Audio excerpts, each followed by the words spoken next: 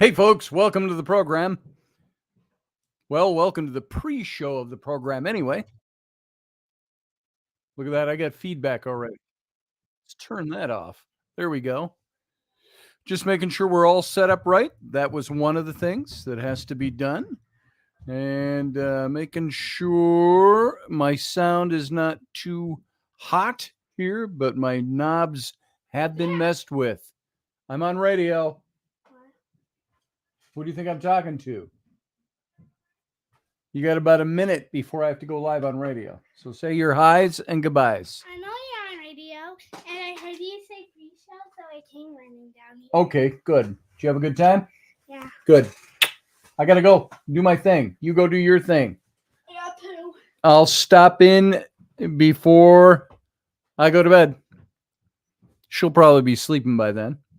But it is now 1 minute and 1/2 until we go live on the radio station. Those of you who don't know, this is the pre-show to going live over on radio.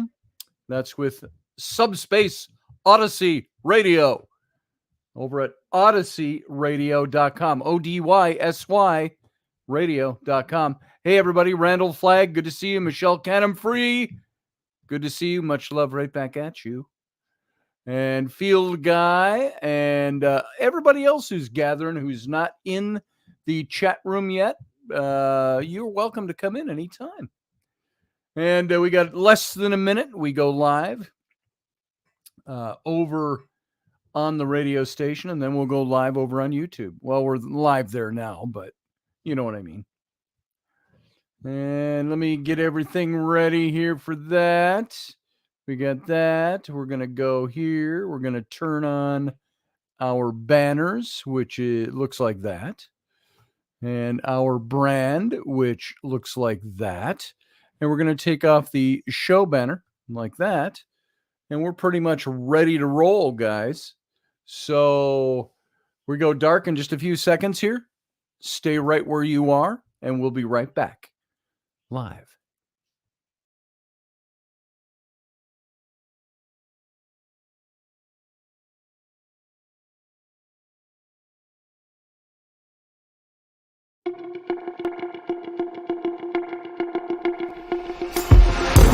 The Intrepid radio program with Scotty Roberts. Intelligent talk.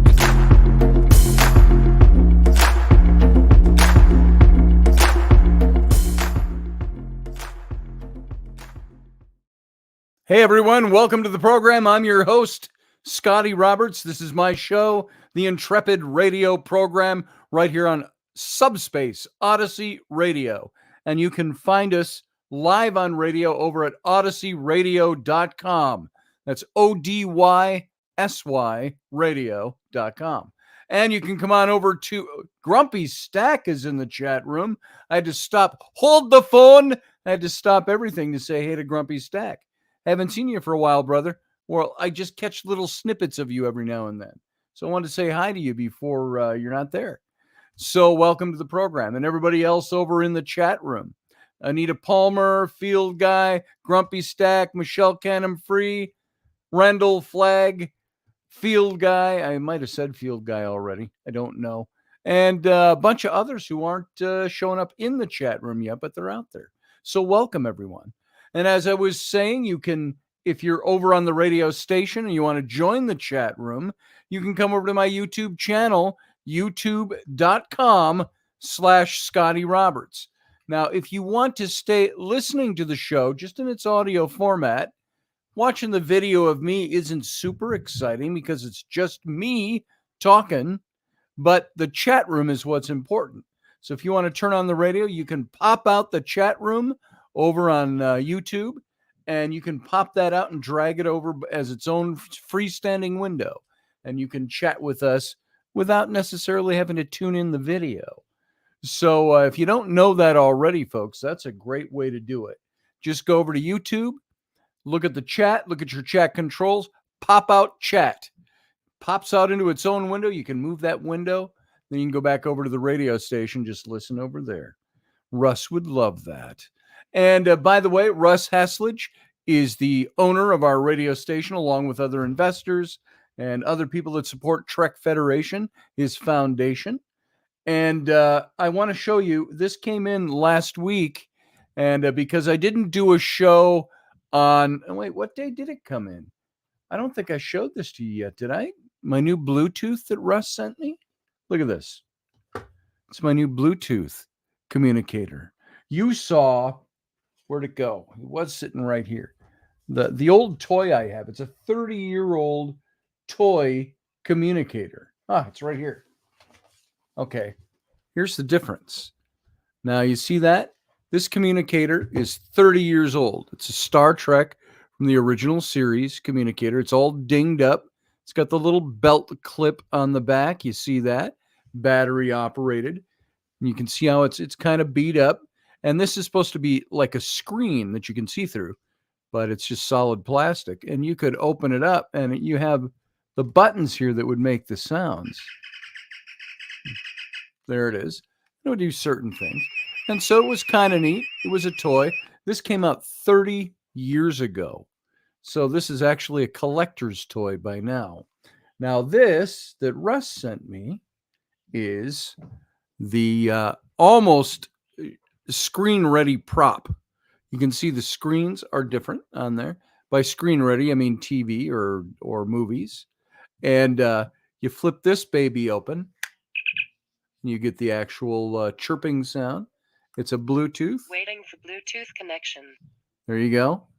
And then it connects to my phone and stuff like that. So it's kind of neat. And it sits here in its own stand, which charges it up. So there you go. I had my old toy, which was on display here, which is just neat to have. There you go. There is a screen-ready prop. Thank you to Russ Hasselage. Thank you for all his Trek connections. And apparently he's got something else for me too, which will be kind of fun. And which is very cool. He's too good to me. Grumpy Stack says, Scotty, can we play Star Trek Wars with those? We certainly can, Grumpy Stack. We certainly can. And here, this is just for you. I'm going to do this one more time. All right. This is just for Grumpy Stack. There it is. And we connect to the... Waiting for Bluetooth connection. It's just waiting for the Bluetooth. And then... Enterprise Bridge, Lieutenant Uhura. There you go. And pretty cool, huh? Neat. So there that is. And that just sits on the little stand on my desk. I may have shown this to you before. I don't know. Maybe Sunday morning was when I showed that off. So, excuse me. So I've still got this little cough, I got to tell you. I went into my doc finally, and they did an x-ray of my lungs. And they said, you got a little patch on your lungs. It's inflammation, they said. They said it's kind of like, they said, we don't detect that there's pneumonia, but it's the kind of scarring, patchiness you get from pneumonia.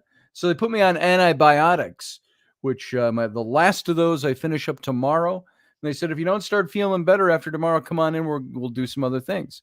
Now, I feel a whole hell of a lot better, but I still from time to time have this cough. And I think I have that because, now I will say this too. It's almost 5 weeks since I've had a cigarette too. And just when this thing started, it hurt my throat. Remember, I almost lost my voice. I was coughing up a blue streak, and it just didn't feel good to smoke anymore. And people would say, well, it's never supposed to feel good. Yeah, it's a comfort thing. People do it. I wasn't smoking a lot. I would smoke 5 cigarettes a day, maybe at most. But and that had gone down quite a bit. And so I just stopped. I just said, that hurts. I'm not going to do it. And so I stopped doing it. So that's maybe one of the positive side effects of having had something going on with a lung virus of some kind. And so that's all I know. And I asked him, I said, do you think there's anything more serious? And they said, not really. We just don't know what it is yet. So those of you who might be in the know about this stuff, they were checking for pneumonia. They said I've got some signs of having had pneumonia before on my lungs. They said it was what did they call it? An inflammation on my lung. And they thought that the antibodies would wipe it out. So we'll see by the end of this week, early next week, what that's doing. So, but I feel a hell of a lot better, which is good. Every now and then I get a little cough, but they said I would have that anyway. So there you go. Kovmenzenzi, I have no idea what you're talking about there. They make you sing show tunes till you drop. Not sure what that is, field guy. Tijuana March Camps. Did you get the cough while you were doing hard labor in Mexico? That's it, Grumpy. You know, when I did notice it, though, to be very honest, when I went to jail, I came home and I started coughing. So I thought it was something I picked up in the jailhouse. I had the jailhouse cough. I had the jailhouse cough. Oh, well, you know. So, and speaking of even that, I'm trying to give you updates of this thing as it goes along. You all know what that was all about, why I spent a night in jail, which is nothing compared to other people. Even on the rankings of things that happen that are injustices to people, relatively small. I had to spend a night in jail. It was 5 weeks ago. 5 weeks ago tomorrow, I was arrested. And I don't know why I remember the specific date, just because I'm counting off the weeks from when it happened. Thursday, 5 weeks ago. And I spent that night in jail because I didn't get a notification that I even had a trial date or a court date. And I missed a court date. And because I missed that court date, they don't care what it's for, what your stories are, what your excuses. It becomes a crime all of its own in a new category. You missed a court date, and so you are treated as somebody who's missed a court date. And I don't know why His Highness was in jail. Says Grumpy. I'm sure you didn't miss that. I don't think you missed that. But so they sent out a notice because, as you all know the story, I confronted a woman who was a mom from a fifth grade kid who beat up my second grade daughter. And I wasn't nasty about it. I was just kind of like, I said to Rainey, I said, I'm going to have to go find this mom and we're going to have to talk about this. And she immediately laid into me. She was screaming and hollering. There's even videotape of it. Screaming and hollering. And I said, look, and I couldn't get a word in edgewise. Now, when I rose my voice and when I let out a nice four-letter colorful word, it was because I was so frustrated that I couldn't say anything. And she's pressed up against me bodily, yelling, screaming in my face. And I'm so tempted to play you this video, but I don't have it uploaded. I couldn't even get the sound right now, but it was nutty. And the whole thing lasted about 4 minutes and I walked away. The video I have is only 2 minutes long. And that was only part of it. And it was very short. And you see me walking away. So anyway, did you say BLCK? I did not. Are you talking to me? Anyway, so I've been through that story. I didn't want to say much more because I still got to go see a judge about this.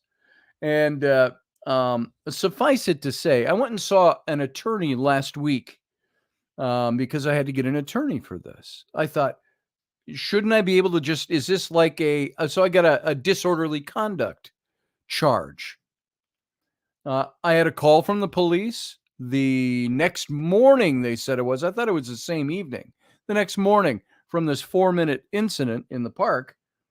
And I got a call from the police and he said, well, I'm going to have to charge you with disorderly conduct. He says, I don't know if you'll have to go in to see a judge or not. The DA will determine that. I said, okay. I said, I'd be more than happy to present my case to a judge. Well, what happened was I didn't have my right address. And the police officer, I don't know if he made sure he had the right address. and it just didn't get transposed correctly. I don't know what it was, but it was an address of mine from 2 houses back. And so I never got the notice that I had a court appearance. I didn't even know I had a court appearance. And it was supposed to have been in May or June. And so they put out a warrant for my arrest. And I happened to, 5 weeks ago, there was a weird car sitting in front of our house. My daughters were a little nervous about it. They said he showed up here right after school. We don't even know who's in it. Black windows. And I kind of walked out and I looked at it. I didn't see anybody. And we didn't recognize the car. Small town. Called the police. So would you come and just check this car out, please? If you're going to be by. I said, I'm not too worried, but if you check it out, just so we know. And about a half an hour later, they showed up, and then they came up to my house, and there was 2 of them. Then I noticed a third guy, and I came out of the garage. I think I lit a cigarette even, and I came out of the garage to talk to them. Hey, they said, yeah, no, it checks out. There's nothing. We can't find anything wrong. Okay, cool. Well, we did get further information from our dispatcher. There's a warrant for your arrest. And of course, you all know the story from there. So I was pretty reasonable. And I said, I can't just go down in the morning. It's already 4:30 in the afternoon. I said, I can't just go down in the morning and sign a piece of paper, set a new court date. No, we got to bring you in. I ended up spending the night in jail in Orange after a strip search. So here I am. I miss a court date for something where I, as a responsible parent, went to talk to another parent, was the root cause of the whole thing. And she acted improperly. I acted decently and left. And without any resolution of the thing. So I'm ending up in jail. I'm in Orange. They strip searched me. They gave me a pair of underwear and socks and sandals or flip-flops and an orange suit to wear, pants and a shirt. The underwear was a dingy white color that looked like at least 100 men's pair of nuts had been in those boxers and had been laundered. And I almost Greeked it and said, I ain't going to wear those underwear. And I don't anyway. So as a normal rule. So, but then when I had to go see the judge, they shackled my legs together. They shackled my wrists with cuffs to my waist and shuffled me into a cinder block room with a TV to see the judge. And I'm like, why am I in shackles to see the judge in a cinder block room on TV? I said to the guards, is this for appearance's sake or what? I said, so I don't go berserk in the cinder block room that I'm locked in to watch TV and talk to the judge. So although they'd had me out in a cinder block room earlier to talk to the DA or talk to a defender, and they didn't shackle me. Same scenario, and that was a real guy. So anyway, all of that, the humiliation of all of that, and blah, blah, blah, blah, blah. Field guy says they don't give you notice because they want to put people in jail because they get money per prisoner. That's true to a certain extent. That's why it didn't matter. I said, why isn't there a system in place? I asked the system this. I asked the judge this. I asked the prosecutor this. I said, why isn't there something in place for somebody like me, anybody? If you miss a court date, don't you have, I said, even if you had my wrong address, I said, did you have my phone number? Did you have my email address? I said, I didn't see any notifications come out. Folks, you know, if you've got a doctor's appointment and you make your doctor's appointment, how many of you are on a health system that you get an alert on your phone? Hey, be sure to check in. Your appointment is in 2 days. You can check in online. Court system doesn't do that.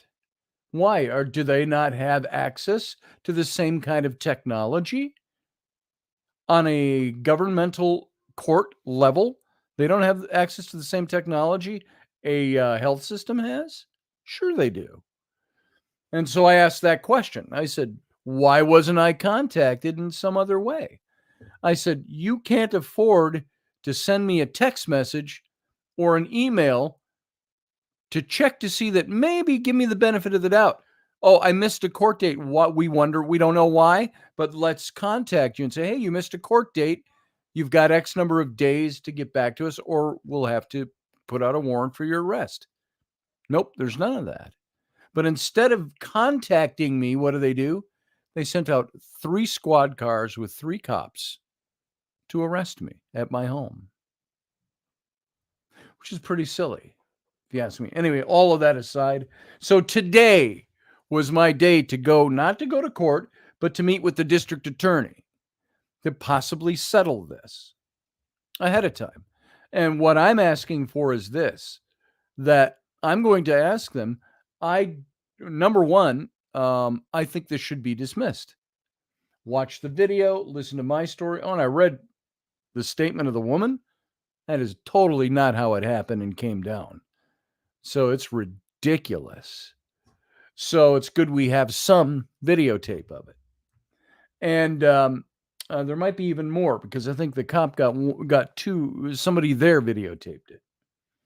And somebody called in and said they were sitting at the ball game and heard us screaming in the parking lot and had to turn and look. And that a crowd had gathered around us. That's what I just read in the paperwork today, the discovery that was given to me. And I said, now that's interesting, because the ball game was about at least 100 yards away from the parking lot, and the backside of the bleachers was to us. The game way over on the other side, obviously.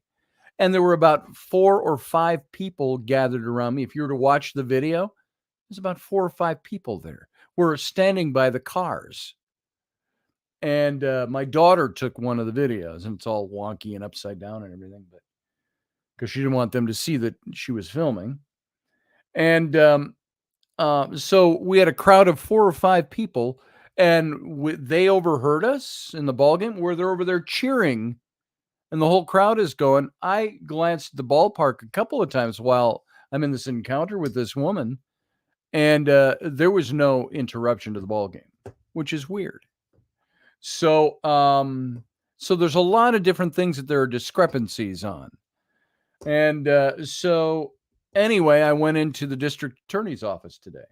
Well, here's what happened. I had to have a public defender, or I had to have a lawyer, or I had to declare that I was going to waive my right to an attorney. And I said to the judge, when I'm sitting in jail all shackled up, he told me that. And I asked him, I said, well, do I need an attorney for this? I said, my understanding of this is a misdemeanor. It's small. It's, I said, I envisioned it in my head. Oh, sorry. I envisioned it in my head, Your Honor, as being something very small, like contesting a traffic violation. I said, which I wouldn't get an attorney for. He said, well, that's really up to you. I can't advise you what to do. I said, I'm not looking for your advice, Your Honor. I'm just looking at what kind of an offense do I need an attorney? And he said, well, that's really up to you. And so I just told him, I said, look, I'll get an attorney. So they set the dates. Today was the day I was supposed to meet with the district attorney. Well, I had the one attorney that I was referred to was very happy to take the case. He does this kind of stuff all the time, except, and he's well known, except their firm was representing the Somerset Police Department on something. So it was a conflict of interest. So he gave me a few other names. This was a few weeks ago. And I got a hold of one attorney. I had a meeting early last week with an attorney, and she was fabulous. And she said, you could defend yourself on this. She said, but it always helps to have an attorney. And she went through, she even watched the video, and she said, the look on her face was priceless. She was like, and these aren't ambulance chaser type attorneys, by the way. This is a good law firm here in the area. And she looked at that and she said, it is obvious who the aggressor is, and it's obvious who was holding their cool and being professional. And she said, just watching this video, I can't imagine a judge not just dismissing this whole thing against you on the basis of this video alone. So the only problem was by what day is it today? It's Wednesday. It was on Monday I got the proposal for what it was going to cost from this law firm. So to have her represent me, this is nothing against the law firm. This is how they make their money. $6,000 up to $9,000 to have her represent me in defense of this thing. And that's just their price. And I said, I called them and I said, I can't do this. It's out of my ballpark. So I have to look into. So I went today to the district attorney. I called them in advance. I said, I don't have an attorney. I said, can I talk to the district attorney about that when I get there? Sure. So I kept my court appointment and visited the district attorney's office. I got there. I'm at the window. Oh, the district attorney can't see you. He said he doesn't want to see you until you have an attorney. And they gave me an envelope. Here's all the paperwork you need that I asked for, the discovery. And I said, once again, folks, here I am. And I know I'm taking a lot of time, and this doesn't have anything to do with the topic tonight. We'll touch on the topic tonight. But as I get all this paperwork, I said at the window, I said, he can't see me until I get this attorney thing settled. I said, could he have told me this ahead of time? I said, now I'm in a position where everybody in my family, we had to rearrange everybody's schedule for doing things because I had to be here this afternoon. My wife's schedule's rearranged. My schedule with my clients is rearranged. My picking up my kids at school is rearranged. I said, because, and I said, he determined that he couldn't see me. I said, why was I not notified of this? I said, do you realize that's why I went to jail in the first place? Was because I was not notified by the court system. I said, now this is just another thing on the list of the court system not operating. They're not allowed to see you to influence, I guess. It's something like that. I don't know. No, they want to make sure that I'm defended. And before he could see me, I had to make a declaration to the judge in court that says I'm going to defend myself. So I waive my right to an attorney, or I need a public defender. And it turns out I don't qualify for a court-appointed attorney. Defense, I forget what they call that exactly, because I apparently make too much money. I said, I don't make a lot of money, and I do make Social Security. And she said, well, that was in part why they turned you down. I said, well, my Social Security doesn't support my family. It's only in part. And she said, well, just on the basis of your Social Security payment that you get, which, folks, I can share this with you. I make $1,091 a month with my Social Security. And all it does is augment things. But that was too much. She said, you pretty much have to be indigent to have a court-appointed attorney. She said, but you can get a public defender. And she gave me a number to call. I called them. The only reason I'm calling is I can't afford $6,000 to $9,000 for this case. So the big question I have to face now, I have to talk to somebody I have to file something with the court again for this, or I have to decide to just defend myself and waive my right to an attorney. Defending myself, I have to officially, to a judge, waive my right to an attorney. So there's that. And so once again today, I was not in a happy mood. I'm not down about it. I was just kind of pissy. I called Rainey right away. I said, you aren't going to believe it. She goes, oh, you're done already? I go, no. I said, it took all of 2 minutes. So anything over $1,000 they hate. Yeah, pretty much. After all that's gone out, that's gone on in this whole thing, it should be dismissed as far as I'm concerned. What's gone on as a result of the actual conversation I had with this woman is worse than what they're saying I'm being charged with. So it's nutty. So that's where that stands as of today. I'll defend you for a beer. You got it, field guy. Yeah, you could be like my cousin Vinny. You could be my attorney. Yeah, this is my cousin, the field guy. Oh, Brian. So anyway, there you go, folks. I know that's not grandiose radio. That's not what I announced we were going to talk about tonight. But that's it. That's what happened today. That's the update on that. And you know me, I can tell a story. I could have made that last the whole hour, but I don't want to do that. Let's get into this topic. I'm going to forego the spark courage. I'm going to forego other announcements and stuff like that. Let's just kind of dig into this. Have you guys heard of this before? If I throw this banner up in here again, just so you can see the topic, there's a quick segue for you. The Kozyrev mirror. Did Nikolai Kozyrev build a time machine? Is the question. Now, I am not, what would you say? I am not over researched on this particular issue. And by meaning my research on this is very little. And it was Steve Clark here in the, I don't know if he's in here tonight in the chat, but it was Steve who kind of led me onto this. And I'd heard of this before, but didn't know much about it. Steve sent me an email that said, have you ever heard of this before, the Kozyrev mirror? Have any of you out there heard about that? Short answer, no. Is what, if that was for me, Sarah says in the chat room. New season of Quantum Leap started tonight, so timely topic. Well, there you go, field guy.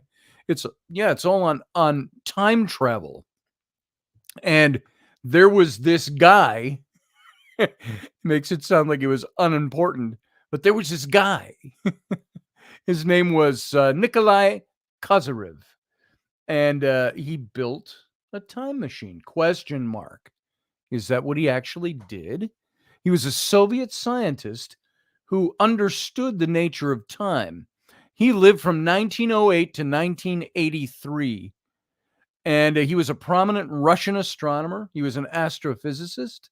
He was a pioneer in the field of time research, and Kozyrev's groundbreaking experiments and theories challenged conventional scientific understanding and explored the interconnectedness of time, space, and energy. He came out and actually said, time is not linear on a line. And his work has had a profound influence on fields such as cosmology, physics, parapsychology. And I want to delve for just a few minutes into the life and the experiments and the contributions of Nikolai Kozyrev. He was born in 1908 in St. Petersburg, Russia. And from an early age, he displayed a keen interest in natural sciences. And he pursued his passion for understanding the mysteries of the universe.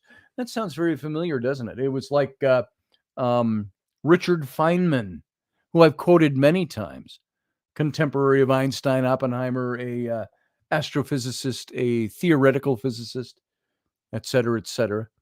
And that's what drove him, a passion for understanding the mysteries of the universe. And 1925, so we're talking 98 years ago, Kozyrev's insatiable curiosity led him to explore various scientific disciplines, including astronomy, astrophysics. And in his studies, he pursued astronomy and physics and graduated from Leningrad State University in 1931 with a degree in astrophysics. Then he became a professor at the Pulkovo Observatory, where he studied stellar spectra and variable stars. So this guy was a sky watcher, a star watcher with his doctorate behind it, intensely into a much deeper thing than we would do in our backyards with our telescopes.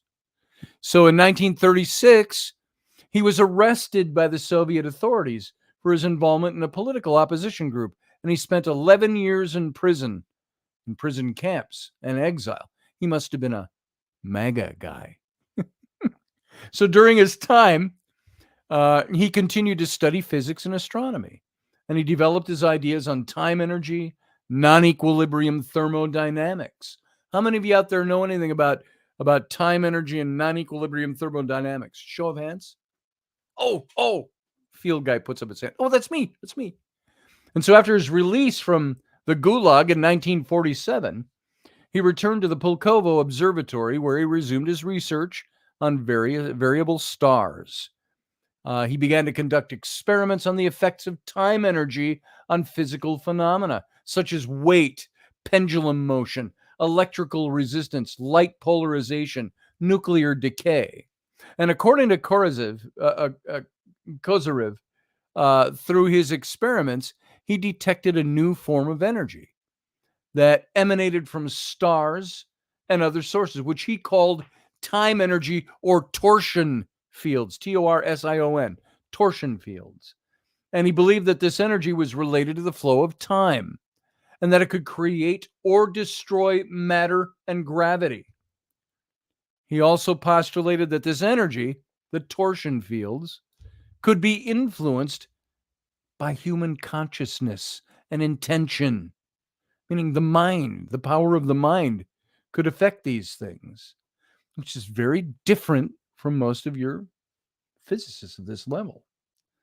And so he devised various instruments to measure and manipulate this energy, such as mirrors, coils, gyroscopes, quartz crystals, pyramids. All sounds very new agey to us nowadays, doesn't it? But this is what he was testing. And he reported various anomalous results from experiments, such as changes in weight, acceleration, temperature, electrical resistance, light polarization, nuclear decay rates, biological processes. These are all things he looked at how they were affected by this. He also developed a theory of non-equilibrium thermodynamics. If you figure that one, thermodynamics, non-equilibrium thermodynamics, which challenged the second law of thermodynamics and the concept of entropy, which states everything decays. And he argued that it's oversimplified. He argued that systems would spontaneously move away from equilibrium and increase their order and their complexity by absorbing time energy from their environment around them. Get that? Systems could spontaneously move away from equilibrium and increase their order and complexity by absorbing time energy from their environment. So Professor Bauer's here. He says Kozyrev's work on energy is highly regarded, like Tesla's. Kozyrev's work on energy and consciousness is highly regarded by the followers and practitioners of Wu, I'm sure. Wu with a capital W. Tyson couldn't begin to understand Kozyrev.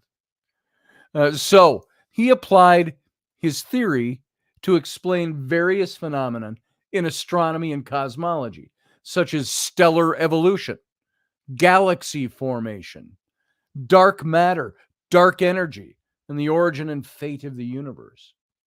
By the way, something not anything to do with this tonight, but something I read a very little snippet about. Maybe Professor Bauer knows something about this. They're discovering more galaxies that are like the Milky Way galaxy, like carbon copies of us that are out there. It's interesting. I want to look into that more, find out more. Anyway, there's key factors of Kozyrev's understanding of the nature of time. And these are some of the properties of time that he proposed. Get these. Number one, active energy. Kozyrev viewed time as an active force with its own energy. Time isn't just a passing, passive, linear thing. It's this thing that is its own energy. It challenges the conventional perception of time as a passive concept. It's not passive, it's active. It's an energy, it's a living energy, time. That's the first thing he proposed, active energy. Second was torsion fields. And Kozyrev proposed that time's energy manifested as what he called or dubbed torsion fields, which possessed a spiraling, twisting nature. And these fields interacted with matter, with space, and other forms of energy influencing their behavior. So he says not only is time not passive, just a linear thing that goes by, it's an active energy. It's a working energy. It spirals, has a twisting nature. Torsion fields. Number 3, he came up with the correlation with solar activity. Kozyrev observed a correlation between solar activity of the sun, solar, and the behavior of torsion fields, suggesting that solar energy fluctuations had an impact on the properties of time. How about that? Solar energy fluctuations, solar flares, things like that, all have some sort of influence and had an impact on the properties of this energy of time, non-passive energy. He talked about number 4, non-locality. He postulated that time possessed non-local properties, enabling it to exert its influence beyond specific locations in space. And by talking about time being able to exhibit or exert influence, says there's something energetic about it that has the ability to exert influence beyond its locations in space. And this perception challenged the traditional linear understanding of time, suggesting that it could transcend spatial limitations. Time can expand beyond spatial limitations. Number 5 was malleability. His experiments with what he called the Kozyrev, I keep mixing up. I keep wanting to say Kozyrev. The Kozyrev mirrors demonstrated that the flow of time. Okay, let me start that again. The Kozyrev mirror that he developed demonstrated that the flow of time and energy could be altered or manipulated, resulting in anomalous effects on physical systems and living organisms. And there was also this potential, the sixth thing, a potential influence of consciousness. Kozyrev hypothesized that consciousness, big thing Professor Bauer talks about when he comes on here, hypothesized that consciousness and focused human intention might interact with torsion fields, potentially affecting the flow of time. What about that, Professor Bauer? Have you got that smoking away in your pipe yet? I want to talk to you about this in the after show. Professor Bauer says findings have pushed the age of universe from 13 billion to 25 billion years. More galaxies than thought possible. Non-locality is the key to remote viewing and psychic ability. There it is. The non-local infusion of, I was going to say conscious infusion of time. Time as an entity in and of itself, not just a passive thing that tick-tocks away. Now, he started his mirror experiments, Kozyrev. He conducted a series of experiments involving what he called Kozyrev mirrors. And these experiments aimed to investigate the effects of special types of mirrors on the flow of time and energy. A mirror. Who'd have thunk? And the Kozyrev mirrors were made by a spiral cylindrical structure of concave and reflective aluminum sheets or metal plates. And Kozyrev mirrors are enclosed chambers that block external radiation and they're large enough for individuals to enter and lock themselves inside. I get damn claustrophobic from the pictures I've seen of these things. It's like a 6 foot tall, 7 foot tall cylinder. It's like sitting in a closet. That's a cylinder and enclosed. They alter the flow of time.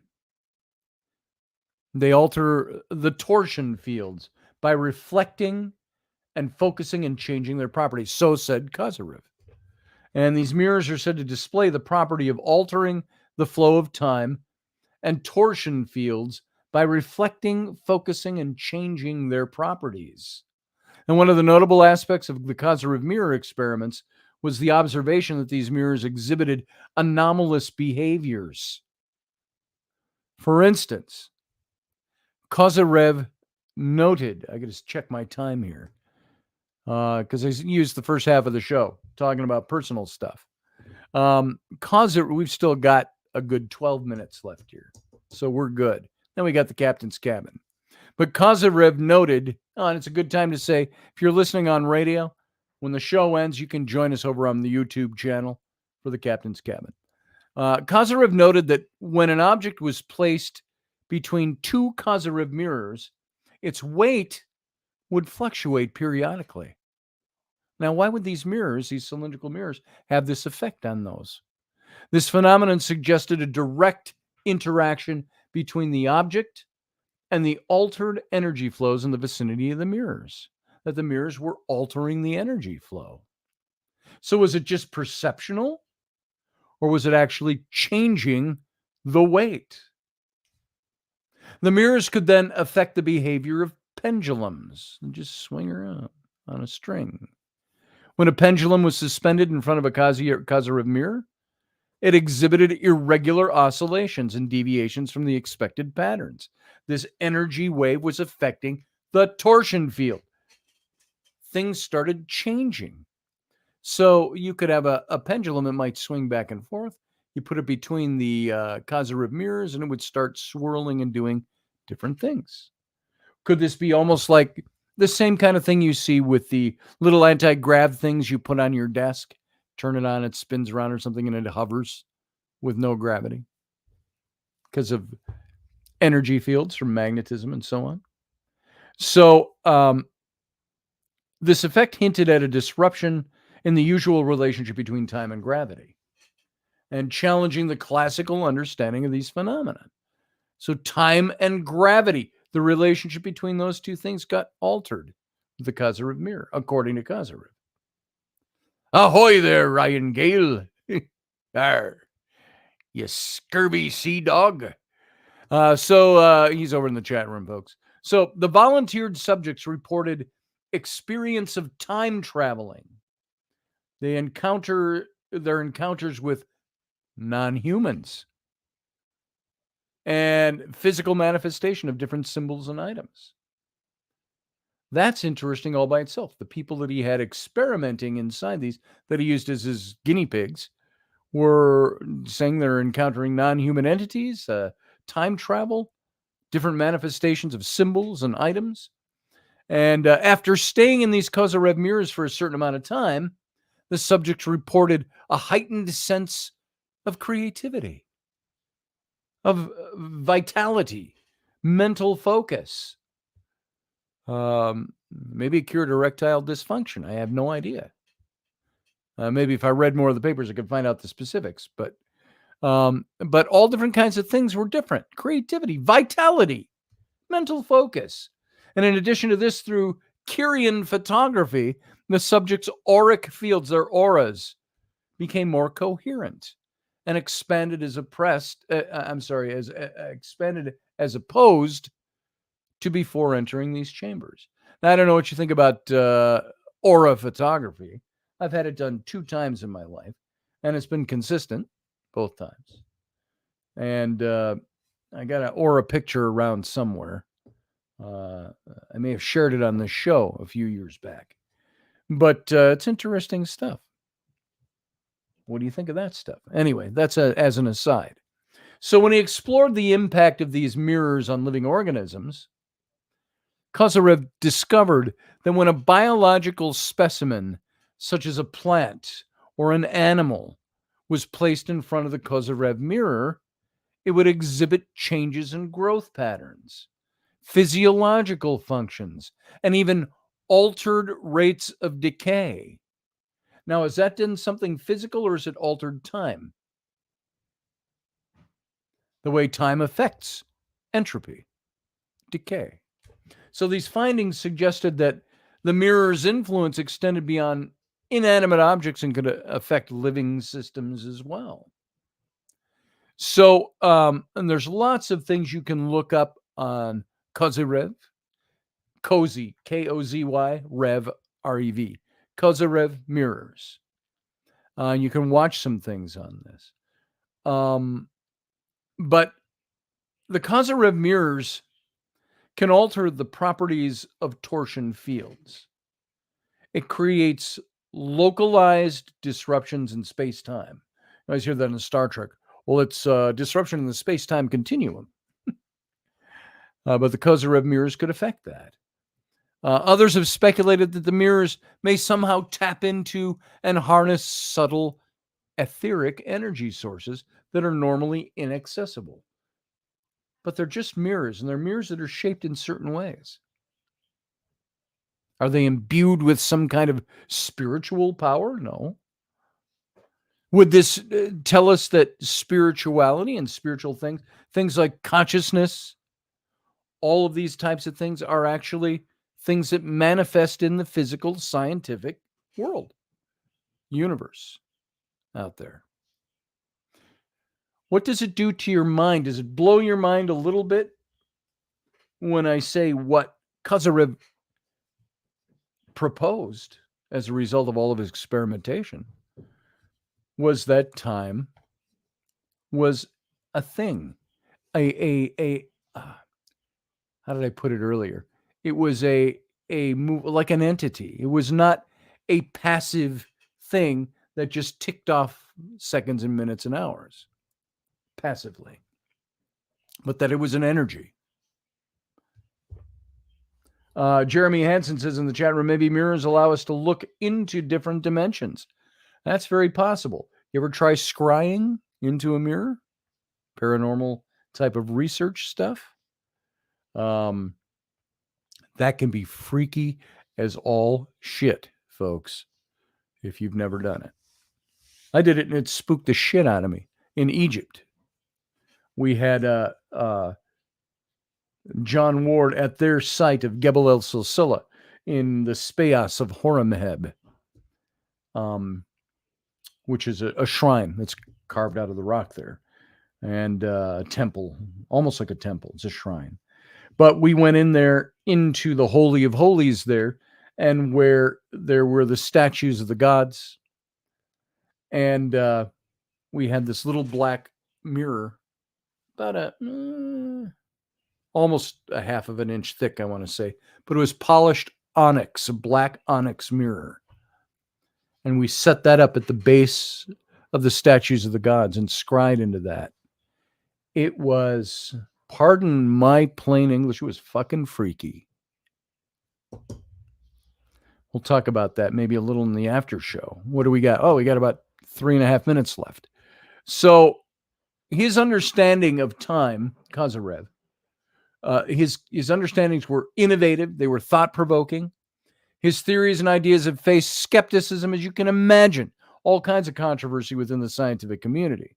And over time, some of his theories have been proven to be accurate. Well, la-di-da, guess what? Some of these guys that face all this skepticism and controversy, their theories end up usually being something that's proven right. It's like, I'm not a conspiracy theorist. I'm just 6 months ahead of time.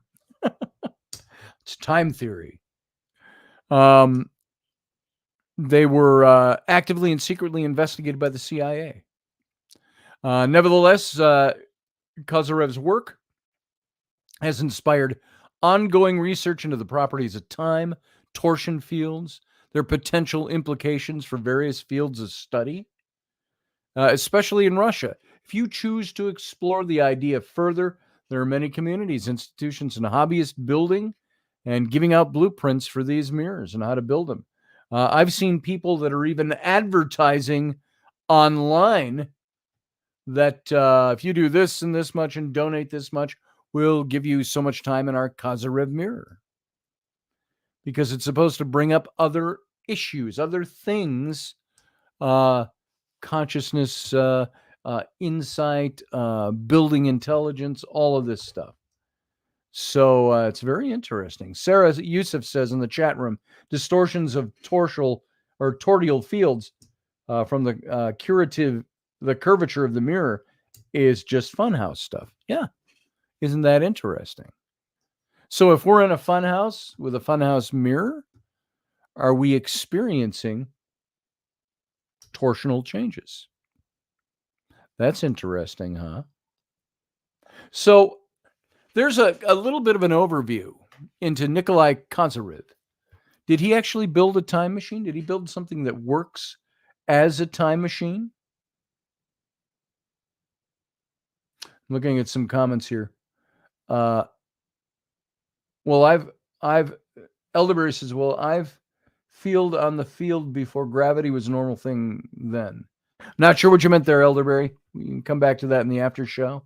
Valerie says, I've always been afraid to see what might come through when you're scrying. Yeah, that's a little nerve-wracking. When you're scrying into a mirror and you've got an open room behind you and you're seeing in that mirror, you can scry with any mirror, by the way. You just stare into your own eyes. Just stare. Quiet. You start to see things moving. People have seen entities back there. They've seen people back there. They've seen things you don't see with the naked eye. Is that the mind making things up? It's the eyes going wonky with the brain signal? What is that? Yeah, it's a little nerve-wracking. So Sarah Yusuf says, my answer is still no. No to what? Time travel? We'll find out in the after show. Folks, if you're listening on the radio and you want to join us for the after show, The Captain's Cabin, you can come on over to my YouTube channel. That's youtube.com/Scotty Roberts. And you just go right to this show. You'll see it there. And you can join us in the chat room. You can join us for the after show, The Captain's Cabin.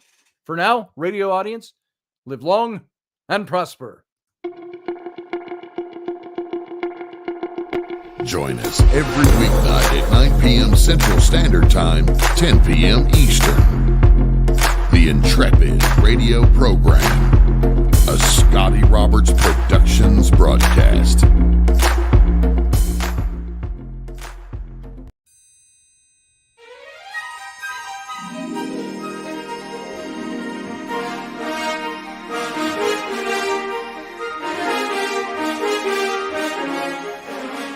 Hey folks, this is Scotty Roberts, and this is the Intrepid radio broadcast. I've been broadcasting for about 20 years now, covering such topics as science, politics, the paranormal, weird science, weird world history, archaeology, and the paranormal. Everything from ghosts to cryptids to creepy things that go bump in the night. So every week I bring you 3 new episodes. Come and join my channel and also be a patron to this site. So see the details below, and we'll see you here.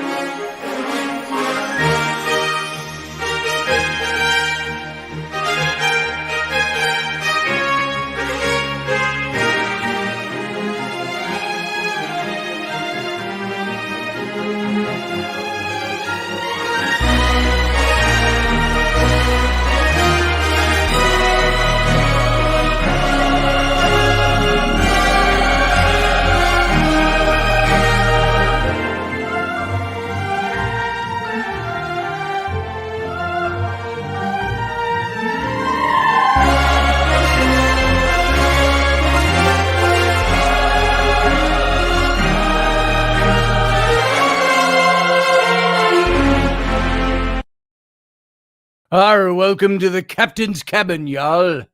Good to have you aboard.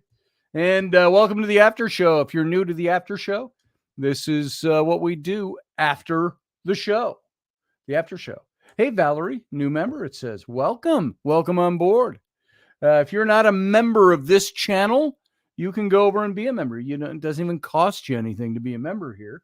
You can be a member. You can also donate to this show if you want to here on YouTube. You can go over to my Patreon channel, and you can also join up over there. If you want to help fund this show, help us do bigger and better things, that's the place to do it. Either one of those two. So thank you. And thank you for joining up, Valerie. Good to have you. If you're not a member of this channel, become a member. And let's see. I'm looking at some of the last minute comments here. We have punch and cookies on the dark side, says Sarah Youssef. Is it spiked punch? Just curious. You know, that's always good. We have pie, says Professor Bauer. P-I, pie. As in, oh, that must have been what, 3.14159 field guy. And ad infinity. By the way, I want to give a plug for a book. I don't listen to a lot of audio books because I like to read and I like books. I like the feel of a book in my hand. I love my library. But I got this because I wanted to hear the book, and my older daughters, had recommended this to me. And it's Patrick Stewart's new book. And where have I got that? It's right here. Patrick Stewart, Making It So, is his book, and it's his memoirs and his biography, and it's really, really a good book. I'm about halfway, not quite. I'm looking at it here. It says there's about how many hours of time? It was like 14 and a half hours or 18 hours to listen to the whole book.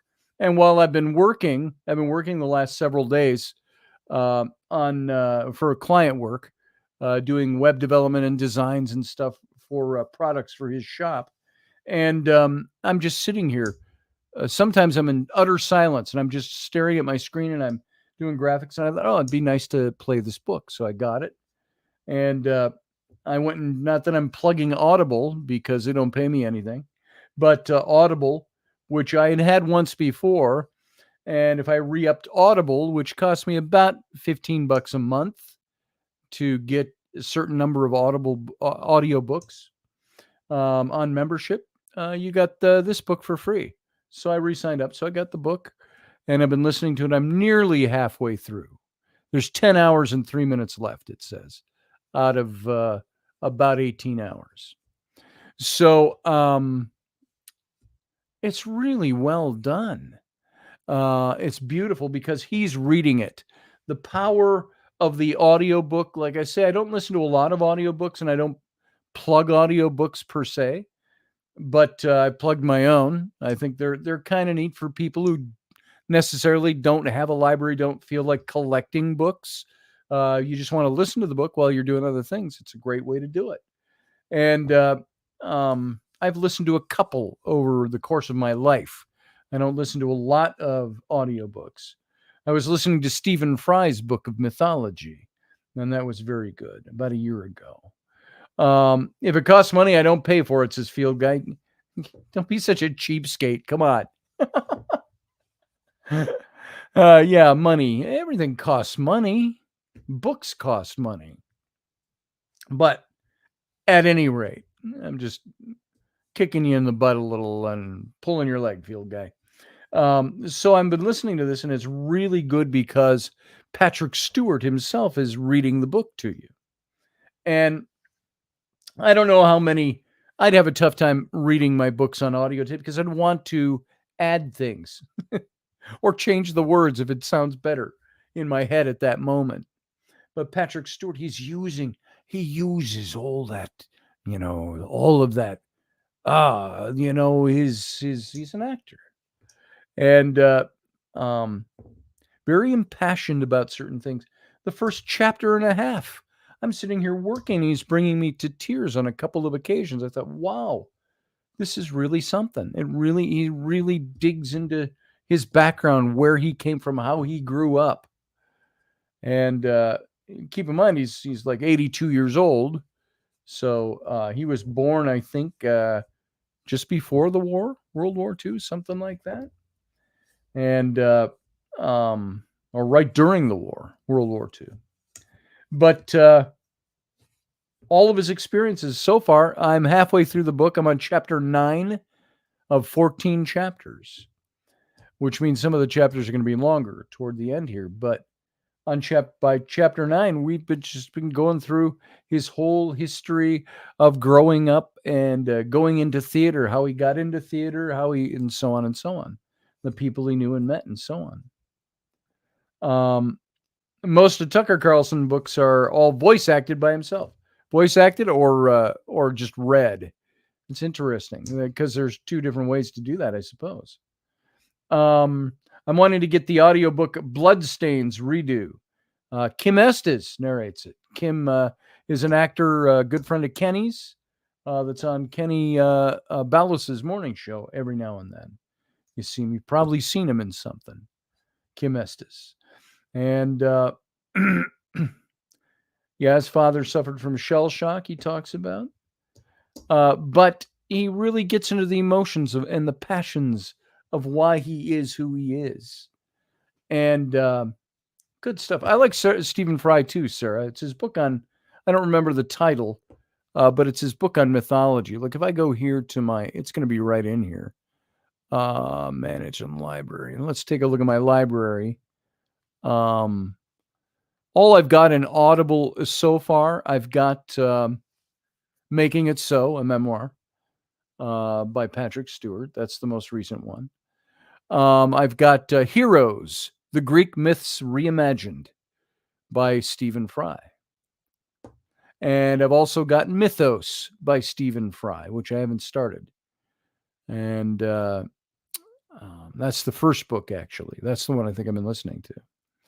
And then I've got a couple more. I didn't even realize some of these were in my library. I've got Jesus Interrupted, Revealing the Hidden Contradictions in the Bible by Bart Ehrman, which I have not listened to. I've got Reversing Herman, Enoch, the Watchers, and the Forgotten Mission of Jesus Christ. I never remember ordering that one. Oh, that's by Michael Heiser, Michael S. Heiser, who I've quoted in a few of my books. Linguist, just passed away this last year, cancer. I've got Deep Awake, Wake Up to Oneness and Celebrate Your Individuality by Tim Freak. He's the one who was one of the co-authors of the Jesus Mysteries, The Laughing Jesus, Jesus and the Goddess. This is Timothy Freak and Peter Gandy worked with him on those. This is his book on Deep Awake, being awake, not woke, awake. I've got Outdoor Kids in an Inside World, Getting Your Family Out of the House and Radically Engaged with Nature. Some of these might be books I bought and I automatically got the, oh, look, I got my own book in here. Way down at the bottom, The Rise and Fall of the Nephilim, subtitled The Untold Story of Fallen Angels, Giants on the Earth, and Their Extraterrestrial Origins. I've got Einstein, His Life and Universe by Walter Isaacson. I've got How Jesus Became God, The Exaltation of a Jewish Preacher from Galilee by Bart Ehrman. I've got A Brief Guide to Celtic Myths and Legends, Brief Histories by Marilyn Whittock. I've got The Persian Empire by John W. Lee. Narrates it himself. Forged, Writing in the Name of God, Why the Bible's Authors Are Not Who We Think They Are. Again, Bart Ehrman. I've got 1776 by David McCullough, a book which I also read. A great historian. And I've got The Fairy Faith in Celtic Countries by Y.W. Evans Wentz. So all those books are in my library. So far, I've only listened to 2 that I can think of. So I didn't even realize these were all in my library. But I've been listening to Patrick Stewart's books. If you want to listen to a good book or read a good book, pick that one up. Jeremy Hansen says, I'm listening to Forgotten Secrets of Extraordinary Gentlemen. It's pretty good. It sounds good just by the title. You got a secret you can share with us? What's one of the secrets in the book? Forgotten Secrets of Extraordinary Gentlemen. I don't have any of Joseph Campbell's books on my audiobooks, but I've got most of his books in my library. And I haven't read them all cover to cover. I usually pick them up because there's something I want that's in that book. And I'll pull things out of books.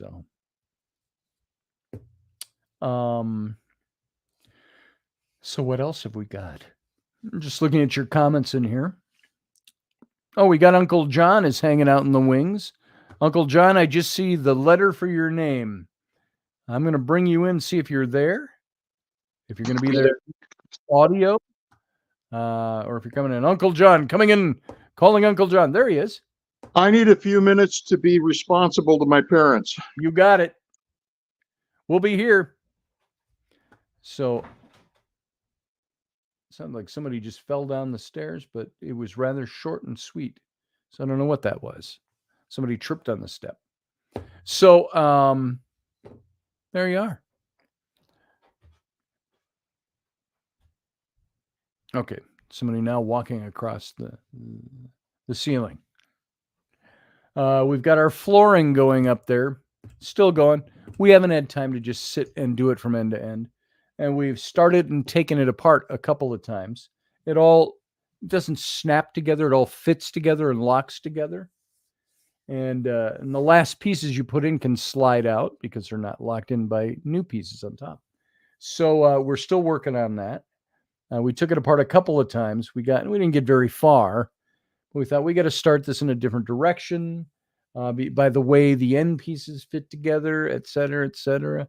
So that's coming along. Hopefully by the weekend, it'll be all done. We'll get our living room put back together and our house back together. Right now, our dining room has all the living room furniture in it, which spills over and gives us about this much space to get between the dining room table and the kitchen. We can enter into the kitchen. It's all open format, but there's a wall that covers part of the kitchen. And so it's all stacked up in there. Stuff out on the front step, under the overhang so it doesn't get rained on. Stuff in the garage, so all of that's going on. So hopefully get that done in the next few days. Jeremy says, I'm listening to Forgotten Secrets. Oh, he says, one secret is meditation. Meditation used to be an essential part of self-reflection and masculine health. Oh, I believe that, brother. We've talked about that on this show. Not just masculine health, but even feminine health. So the book is about, then, I didn't know if it was about extraordinary gentlemen they're taking out of history and revealing secrets of their life. Or I thought the other thought I had was, if you want to be an extraordinary gentleman, speaking to men, to be gentlemen, to be good men, the forgotten secrets of how to be those things. And by your saying, number one is meditation, to be an essential part of self-reflection and masculine health. I believe that. I don't meditate enough. I could meditate more. Professor Bauer says, truth, Jeremy. Yep, it is. Excuse me. Shakespearean training, Sarah said. What was that about? Patrick Stewart? Yeah, Shakespearean training. He talked about, just listening to him in his book, talk about what first sparked his love for Shakespeare. And listening to him talk about Shakespeare was very moving and very passionate. Really enjoyed that. I love Shakespeare myself. I've had a great love of Shakespeare ever since I was in my college days, 18, 19. I had a couple of roles in Shakespearean plays in college. I was Sir Adriano di Armado in Love's Labour's Lost. And I was Antipholus of Syracuse in Comedy of Errors, which was more of a lead role. It was twin brothers, so my roommate played my twin brother.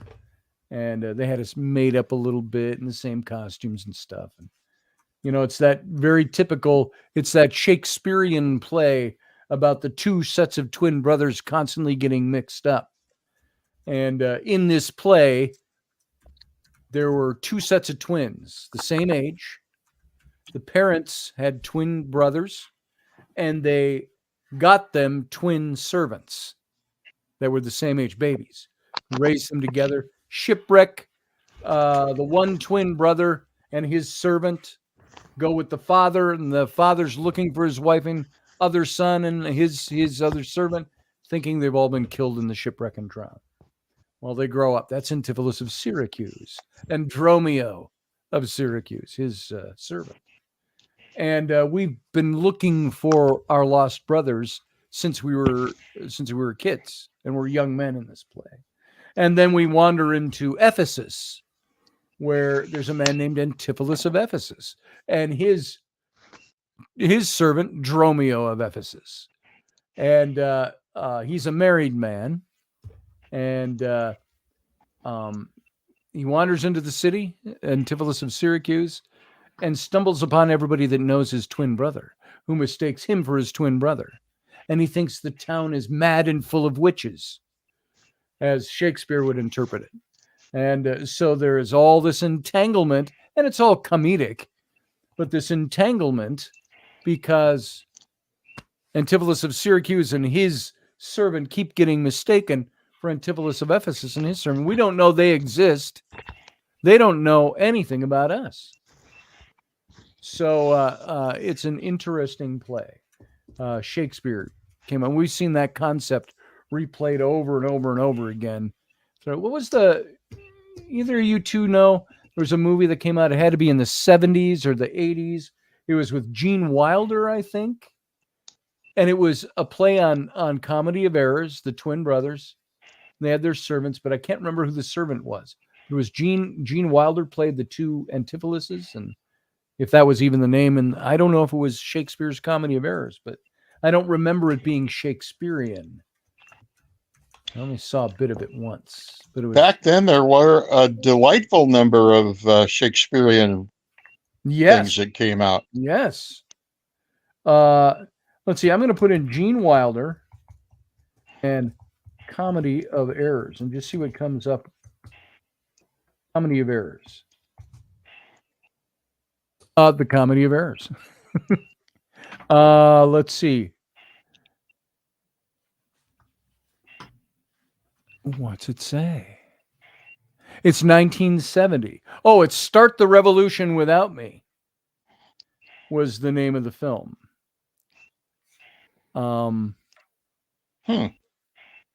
Start the Revolution Without Me. And it's in here somewhere. So I opened up the link and it takes you to a link of Comedy of Errors. But I happen to see that's what it was called. The film Start the Revolution Without Me, 1970, starring Gene Wilder and Donald Sutherland, involves two pairs of twins, one of each of which is switched, and so on and so on and so on.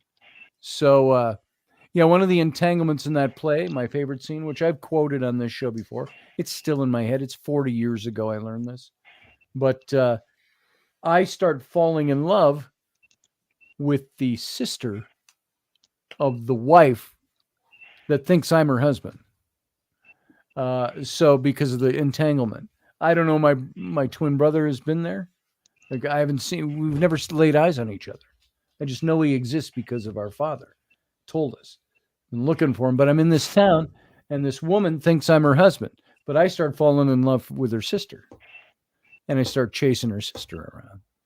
And her sister's like, she gets up, she pulls her. We did it all in full high Tudor style Shakespearean dress in this play. And she gets up and she's like, sir, she says, no. What of my sister? And, and I'm pretty much sister, whatever. But I look at her because I don't know who any of them are. I think the sister that's supposed to be my wife is mad or a witch. And so I'm falling for the sister-in-law. And the one line I remember, and some of you may remember, I quoted this once before. We're sitting on a bench, and I say to her, and this is one of the first plays where I really started understanding Shakespeare and how you say the things that he wrote. And Professor, I know this isn't why you popped in here tonight. Talk about other things, but I'll get through this. And I look at her and I say, "Sweet mistress, what your name is, else I know not. Nor by what wonder you do hid of mine less. In your knowledge and your grace, you bestow all of earth's wonder, more than earth, divine. Speak, dear creature, and I shall dote. Spread o'er the silver waves thy golden hairs, and as a bed I'll take them and there lie. And in this supposition think, he gains by death that hath such means to die. Let love, being light, be drowned if she sink." And she says, "Sir, you are mad." And I go, "Nay, not mad, mated." And so this is the tone of that play. And that's where I first learned Shakespeare and how to speak. Did you do that to pick up Rainey? Something like that. I used to wander with the guy who plays the king at the festival. I was my character was the king's master of horse, which really meant I was his carousing buddy. And we wore leathers and swords, and I've told it so many times on the show, stop talking like that. Shakespeare's high school English teacher to William Shakespeare, says Ryan Gale. Stop talking like that. But I used to wander when we do our street stuff, and we'd wander. I had the king, and I was his right-hand man, and he'd say, "Oh, he was the prince before that, the royal prince," and we'd wander, and he played the dumb, good-looking, over-the-top, good-looking, wealthy. He's the prince. He's the royal prince. Ne'er-do-well, womanizing drunkard, charming. As he would put it, he would introduce himself to patrons who were women on the street, and he'd kiss them on the knuckle, and he'd say, "Good afternoon, your lady." He says, "Prince Philip." He says, "Charming, but insincere." And so, that was the bits we played out there. So, but with Rainey, it was that, and she was one of the bar wenches out there, and it was like, he'd say, I think we did this with Rainey. He'd say, Edmund was my character's name, Edmund Scroop. And he'd say, "Edmund," he says, "teach me to woo." And this is all in public. It's out on the street. I say, "Well, your majesty, it doesn't take much to woo, and of course we're in full accents and all that. And he says, "This one, teach me to woo her." All right, your majesty, observe now." And I'd take her hand and look into Rainey's eyes, and I'd say, and play on the Shakespeare line, "Sweet mistress," said start. I said, the blue of your eyes melts the azure of the sky, and the sun's radiance shows in thy face." And I'd kiss her knuckle. I go, "Like that, your majesty?" And he'd say, oh, let me try. And he'd go, "Oh, sweet mistress." And he'd look at me and I go, "That's it, you got it." And this is for audiences, of course. And he'd say, "The blue of your eyes makes me think of privy water where I can relieve myself." I said, no, your majesty. So that's the way our bits took their form out there. And everybody here's heard that before, but thought I'd repeat it for tonight. Elderberry says, "Oh, look, some gravitational force attracted Professor Bauer into the show." He's been looking into his swivel mirrors. So let's get into that a little bit. What's your thoughts on all that, Professor? I know that's a wide open question, but well, before jumping into the Kozyrev constructs, I mean, the guy has done some amazing stuff. But before that, since you went on the Shakespeare component, I wanted to ask your thoughts about the real possibility that Yeah. it was actually Francis Bacon that wrote all of Shakespeare and yeah. not and William Shakespeare. I mean, as he existed, was a peasant. There's no way he could have known the language, the linguistics, the concepts, the stories. There was just nothing in his background to suggest that he would be able to And of conjure course, those stories. What are your he thoughts? became, as a result of all of that, he became what would you could equate him to the Steven Spielberg of his day. Mhm. He became a great producer and director of plays, owned his own theater, the Globe, and he retired with a lot of money, and died shortly thereafter. But I don't think it was Bacon. I have entertained the notion, the theory that it was, and I'm struggling for his name. He was royalty, nobility. John D. John D. Yeah, there was some theorizing of that, but no, there was a duke, an earl or a duke. The Duke of Earl? What's that? The Duke of Earl? Duke of Earl. I'm sorry. I'm so sorry. And so there was an earl, and I can't think of which one it was. They did a whole movie on him, which was really well done. The movie Anonymous, with it starts with Derek Jacobi as a current day professor of Shakespearean literature, and they even had this in the trailers for that movie. He starts it by saying, "What if I were to tell you that William Shakespeare didn't write a single word of his works?" And that's the whole premise of the movie. Was that, and they kind of show Shakespeare as this kind of you don't see a lot of him in the film, but the Duke of Oxford, and I don't remember his name, was the Duke of Oxford, and he's the one that's writing the play. And this is a real theory; it's not a fictional story. It's a real theory that this was the guy, and he couldn't, for some reason, he couldn't come out and use his own name, so he used Shakespeare, who was one of the he was an actor in the troupe, The King's Men. And in the movie, they play him as this kind of dumb guy. He'd be like Cletus in some movie in the Deep South. And he took on the role for this. And the Earl of Oxford paid him very well, apparently. And so there's some theory, and they build the case for this. There is also, I've seen some documentaries on the encoding in Shakespeare's work. And the encoding. Are you familiar with Petter Amundsen? It's something like that. It's a guy he's done some phenomenal work on that decoding, and he's a musician. Really, I think he's Norwegian. I need to do a new show on that. I did a show on a book that was written. I've got her book around here somewhere. A woman who wrote a book on Shakespeare and the Earl of Oxford. I had her on the show. John Ward and I had her on. That's how long ago that was. Probably 2013, 2014. I had her on the show, and as a guest.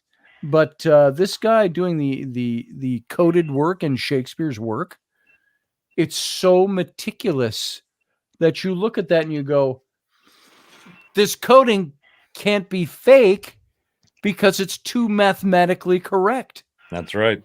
Everything he did, everything, and there was stuff about the guys who praised him after his death.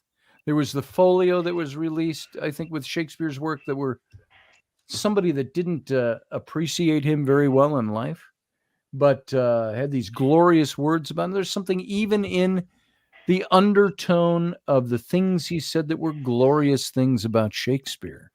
He never praises Shakespeare for being the author of his works.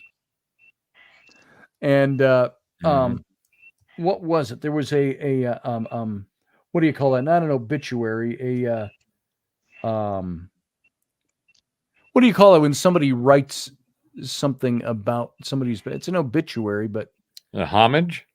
Yeah, homily. Because it's real short. It's on his tombstone, even. Let me just look this up. Testimonial on Shakespeare's.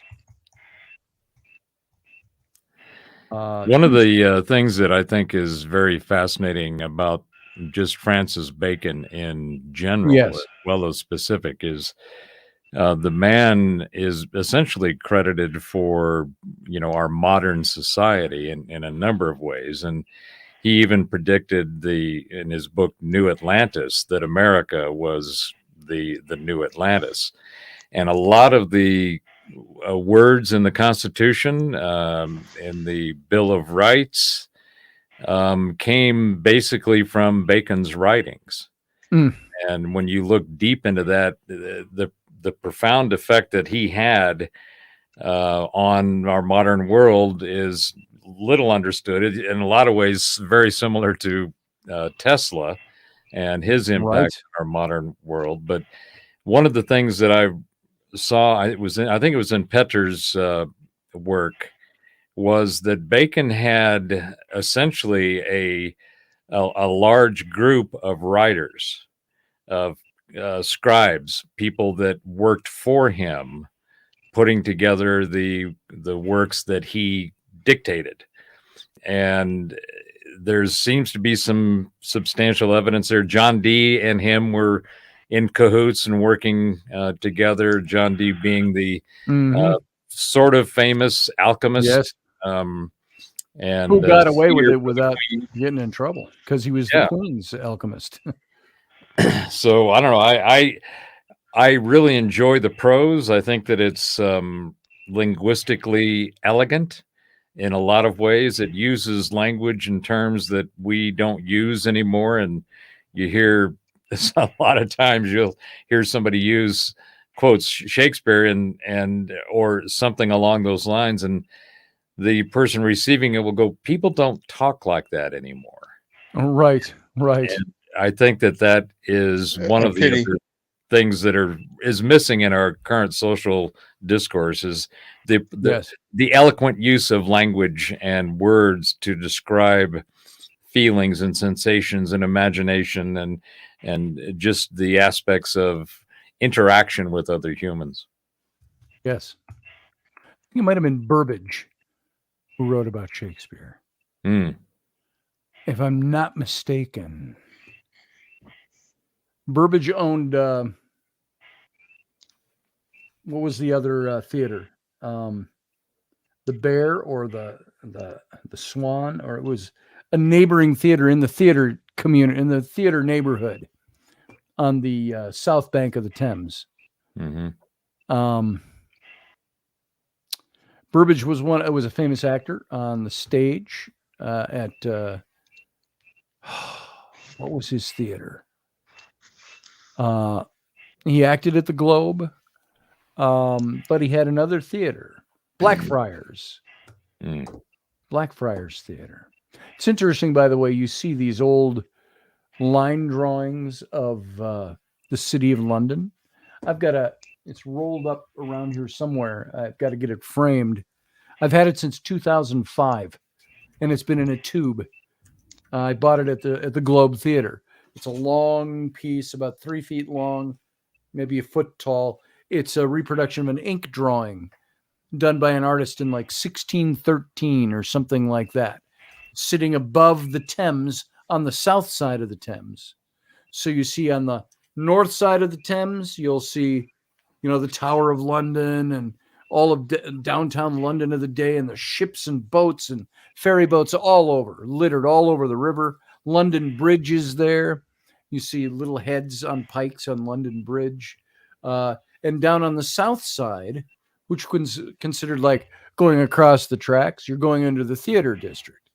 And they had all these little theaters that were like the Globe. And where the Globe sits now, the reproduction that was built in 1980s sometime, that has been there, and it's within 100 feet of the actual location of the original Globe. And they didn't own that land. It's owned by somebody else, and other buildings are there. But they built on where they had space, and they're nearby. So you're like in the same city block that the Globe used to sit on. But you look at that neighborhood, you see the Globe Theater, the Bear, the Blackfriars. You see all these theaters right in there. The Rose. Oh, a great movie. to watch where you see these two theaters at play is Shakespeare in Love. Have you ever seen that movie? Mm-mm. Oh my God. The Joseph Fiennes plays Shakespeare. Gwyneth Paltrow is in it. Colin Firth, for those of you who don't know who Colin Firth is in that. Dame Judith, you know who she is. Yeah. She plays Queen Elizabeth in that. And it's really a really good movie. But it's a fictional story of Shakespeare and his writings and so on. And Joseph Fiennes plays, it's a comedy, but it's serious. I will say this, for all the Shakespeare I have viewed and participated in my life and studied, I have never seen a performance of Romeo and Juliet up until that point that was depicted in that movie.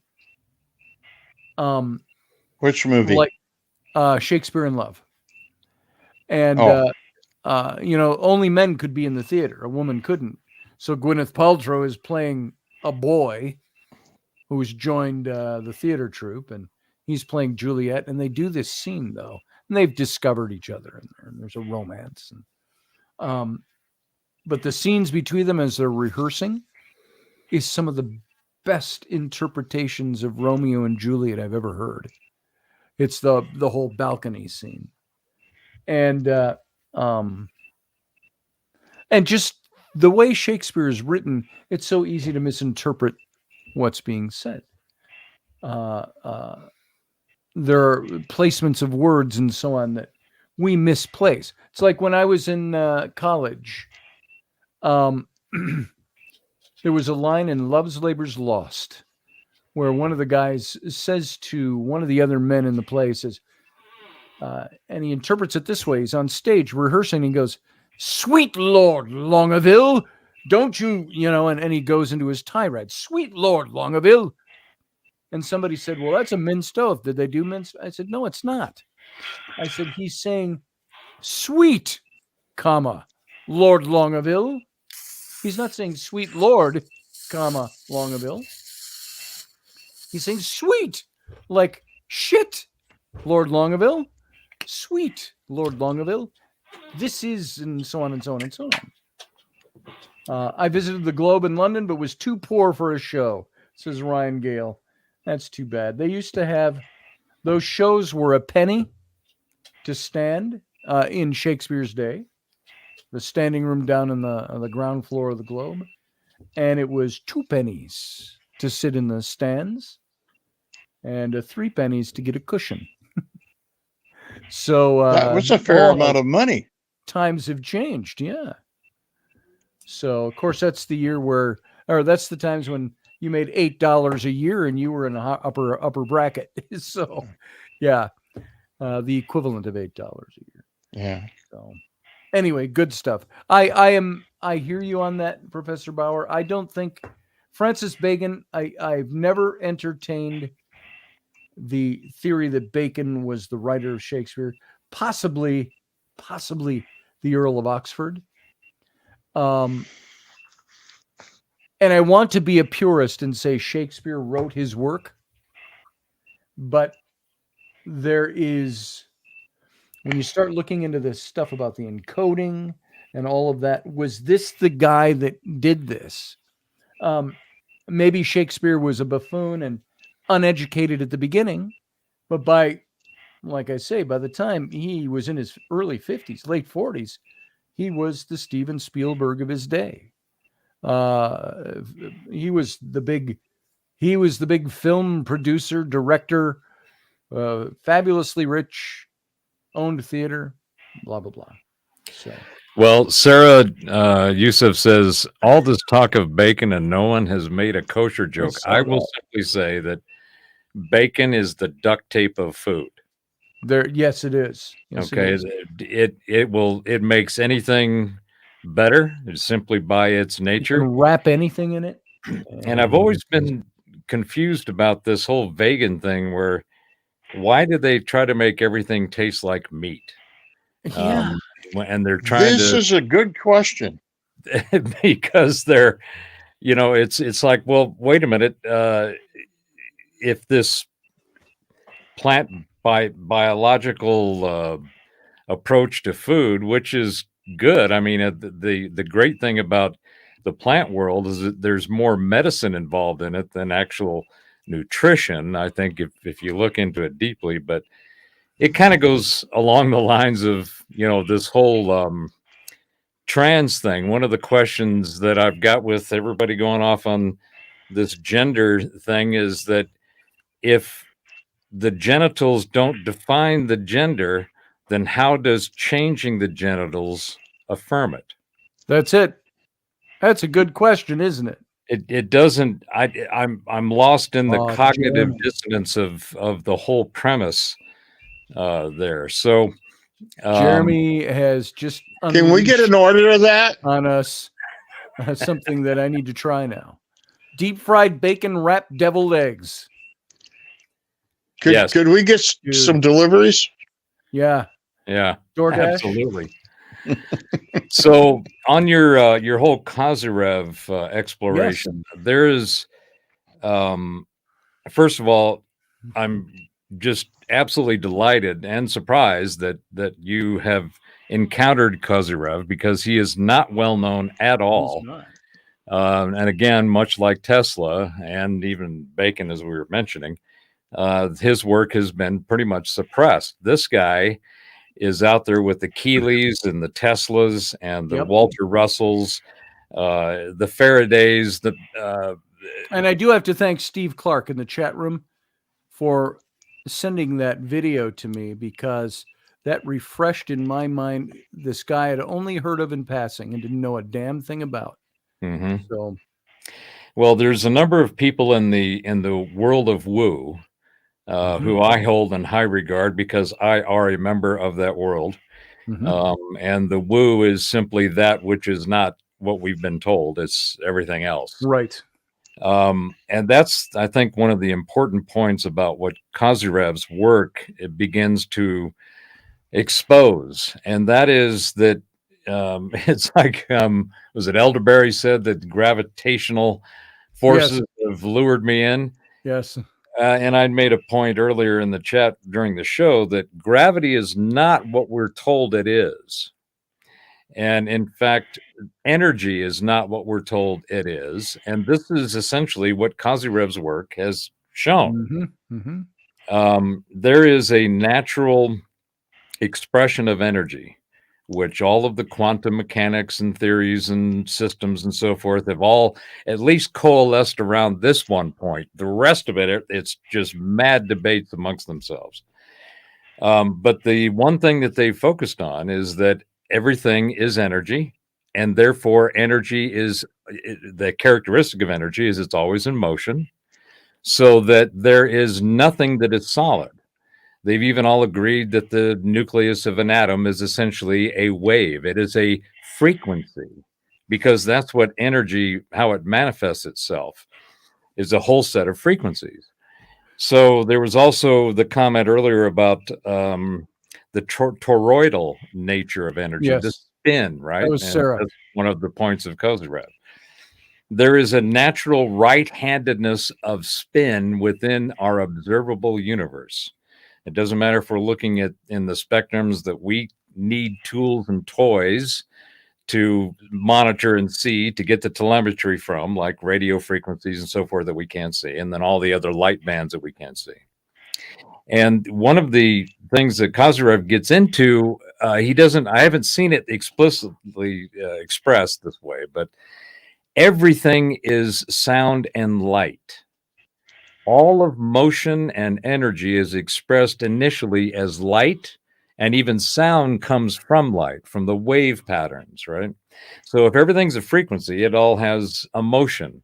That motion is toroidal. When we see sine waves on an oscillator, we see this, line that goes like this, and we look at that, and that's how we determine the frequency. What's the hertz? Whatever the measurement of metrics they're putting around whatever they're looking at. Because all energy has the same characteristic of frequencies. those frequencies in that sine wave are actually toroidal. They're spinning as they move forward, or as they have a motion. It is a circular spin. So we're only seeing it 2-dimensionally. If you look at it 3-dimensionally, that's where the toroidal concepts begin. The Z-pinch, we see this in petroglyphs. The guys over at Thunderbolt Project, Dave Talbot, if you haven't seen Symbols of an Alien Sky, highly recommend it, free on YouTube. And basically what he does is he goes through all of these different symbols that have been used by various cultures throughout our known time and shows the similarity to them, and how a lot of them, and particularly what we see is the stick man, where you have a stick and their arms are out like this and their legs are out like that, and they've got a head on them. Well, when you get into plasma physics, which is what we really should be talking about, which is really what energy and the frequencies are, is plasma, then you start to see, and you look at what we have at least identified as this thing called plasma, and we try to measure it with the tools that we come up with. We see these same patterns.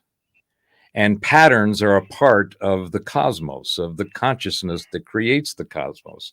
So energy, that is the nature of consciousness, which creates everything, has this frequency set, and they manifest in waves. So you can't, this is one of the things that Whitehead, for example, Alfred Whitehead, when he started looking at the original quantum models that they started putting out in the 1920s, the mathematicians couldn't get it. They were just like, this whole math thing is really mind-boggling. Math is hard. These formulas you got to put together math and models and machines and men to come up with some type of prognostication of results. Schrodinger's cat and his model and experiment is a window into that. But the whole idea that what Kozyrev's talking about is the nature and the habit of the energy that makes our universe. And that energy comes from consciousness. What's the habit and nature of consciousness? It's constantly in motion. It seems to be always moving. It's never stagnant or in any kind of system state that is in its status of just being in state. It's always moving. So you can't take a picture of an atom or the nucleus of an atom. You capture an instance of its existence, but that after that, it's gone. It's moved on to its next instance, to its next iteration of motion. So, Professor, yeah, is this in some way related to things being able to manifest as both particles and waves? Well, that is where another one of the endless debates that happens in the physics world. When you do the double split experiment, if you shoot one proton into or electron into that slit, it starts as one, and then it gets on the other side and it becomes two. And okay. It causes. So is it a wave that's happening, or is it a particle that's happening? Well, if you look at everything as waves, the whole double slit experiment makes sense, because you're not shooting a particle, you're shooting a wave. And that wave is then, anytime there's a disturbance or something that affects that wave, it acts accordingly, right?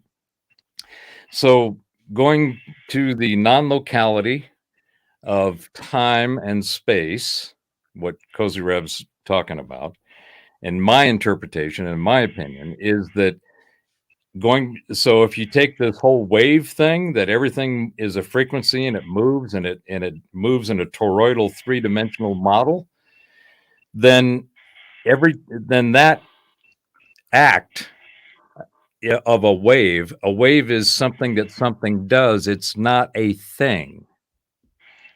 And that's a very important distinction in understanding the particle versus wave thing, right?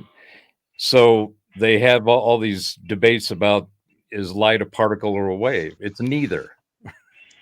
It's a frequency. So it is the wave part of the discussion of particle versus wave. Is the problem is that a wave is not something, it's what something does. Mm-hmm. So that it doesn't belong in that equation unless you said, are particles waves? Yes, because they exist because the nature of their existence, which is a frequency, which are waves. So going back to that non-locality thing, and I mentioned that it's the key or a key to remote viewing and psychic abilities. Non-locality of consciousness, being able to mentally be in another place and time, is something that's been demonstrated not only by the various sorcerers and mystic schools and the mystery arts and so forth. They've got all kinds of examples and writings about this, and what they're describing is the ability to mentally relocate to a different place and a different time. So now I'm going to tie it back to the wave thing. Okay. So a wave, in order for a wave to wave, or whatever it is to have a wave, it needs both space and time to wave in. Otherwise, its motion, there's no stasis. It's not in a stable state because it's always moving. So those frequencies that occur as time happens in space, they leave signatures. They leave resonances, patterns of their existence. So this ties back into and stop me when I'm all over the place here. No. All over. This goes to my point about if we are the result of consciousness, i.e. consciousness creates everything, and the way it does it is through this thing we define as energy, and the characteristics of energy are frequencies that have cycles, then as anything manifests from that energy, it has a signature, it has a pattern, it has delineation, distinction, differentiation from everything else. But it still has things that we define it in so that we can experience it, so that we can at least figure out if we resonate with it or we have a discordant experience with it. But that shape, those definitions, those things are unique signatures of the frequency in that place in time and space. This is just my view of it. So what remote viewing and non-local consciousness or non-locality mentally is, in my opinion, it's kind of like taking a radio and dialing into a frequency, which is a certain set of metrics that are defined for that wavelength. Okay, what's that wavelength? It's energy from consciousness. So there's a stamp that occurs in all places, and that stamp remains in the fabric of time and space because of its place and time that it happened. So if you can dial into that frequency set, that unique signature of that particular time and place in space and time, then you can dial in just like turning on a radio to a certain frequency and go in. And I think that's what happens in remote viewing, non-locality, and psychic phenomenon. I think, Nostradamus, that's the other thing, is there seems to be, going back to the plant and the meat thing, there seems to be some very specific biochemical, naturally occurring elements within our environment that can have profound effects on the conscious expression and experience of our carbon-based meat suits, because ayahuasca, psilocybin, mescaline, DMT, I mean, all these have profound THC. They all have very definable, defendable, and repeatable results. And you look at it and you go, well, what is that all about? How does that happen? And that goes back to my frequency thing. Those compounds have a certain frequency set. When we put those frequencies into our frequencies, which are also unique signature and frequency stamps Are- from are- of consciousness. Are you referring to those types of psychedelics as being frequencies? Because I've never seen them in that respect before. And I was going to ask originally, what makes an external chemical, I suppose when you're blending chemicals, but an external, what we would call a chemical, can then alter that state. Mhm. Isn't that artificial? No, Then? not at all. I not in my opinion. In my opinion, Because that it is doesn't last. It well, it depends on the substance and the dosage, depends right? on the dose. If you're doing a hero's dose of something, you better have some support going on. But Yeah. no, I think you're exactly right. That's my point, is that everything is a frequency. And so the frequency of a substance, of a particular frequency set of whatever, and it manifests as a substance. When those set of frequencies are introduced to another set of frequencies, there's going to be an effect. And there seems to be known characteristic frequencies, botanical, coming from plants and so forth, that when they are introduced into the CO2 based carbon meat suit that we have, there's a defendable, repeatable set of occurrences and things that happen. So I find that very fascinating, but it also makes sense to me because those are just another set of frequencies. Everything is a frequency. My voice is a frequency. Our interaction here is a frequency set. Rebecca here is Rebecca Soul Fire Within Perry. Rebecca, I'm not sure if I know you, and if I do, forgive me if I'm not remembering. There's 7 billion plus frequencies all happening at once. No wonder why humans have a hard time, she says. Well, that's true. When you get too much of anything, it can be, you can have something that's awesome, but then you can also have too much of awesomeness and it has a completely deleterious effect. My wife experiences that every day. Just Yeah. too much awesomeness. First thing in I the have to morning. back off a little bit and throw a veil over my face so my radiance doesn't eclipse her. Yes. They It's were like- just talking in Congress about the use of, I don't know, is it psychedelic or psychotropic drugs with Psychotropic, PTSD and Interesting. Yeah, they finally have admitted that I remember you, psilocybin, Barbara, or Rebecca Perry. has profound PSDT effects. It's been proven for decades, but because it's more of a natural cure, it doesn't, it's not something made by a pharmaceutical company with some compounds and patents and profits that they're chasing. Right. And this is, I think, one of the things that we're about to see in the upgrade of humanity that we are currently engaged in.